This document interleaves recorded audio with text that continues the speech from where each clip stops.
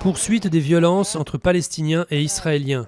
Un Palestinien déguisé en journaliste a blessé au couteau un soldat israélien près d'une colonie en Cisjordanie occupée avant d'être abattu.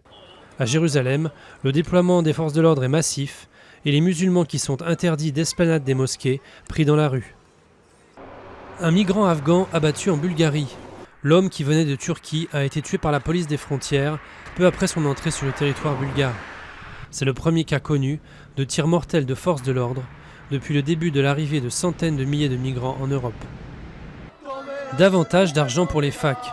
C'est ce que des milliers d'étudiants et d'enseignants ont réclamé en défilant à Paris après une rentrée universitaire marquée par des classes et des amphis surchargés. Il y a 65 000 étudiants de plus cette année, mais le budget 2016 de l'enseignement supérieur sera stable. Ce fut le plus grand camp d'Europe occidentale. Manuel Valls a inauguré le musée mémorial du camp de Rivesaltes, près de Perpignan.